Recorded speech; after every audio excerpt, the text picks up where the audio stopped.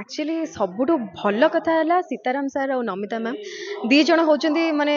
जड़े तो महाप्रभुंकर स्वर सेविका तो माने मु कहबी जेमती बिले न देख बाघ न देखिले बिले देख सेमती तो मैम एक्चुअली रियल लाइफ रे जेमिति स्वीट तांको वॉइस रे एते स्वीटनेस अछि कि तांको कथा रे ही जन को मोहि नेबे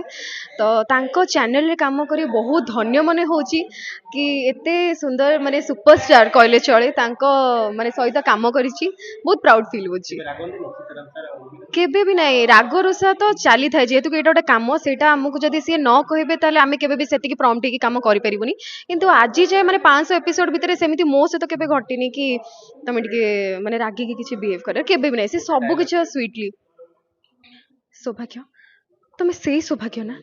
जहाँ पे मो घर परिवार समस्त को छाड़ी तम पाखक चली आसती मो बापा माँ को पर कर देती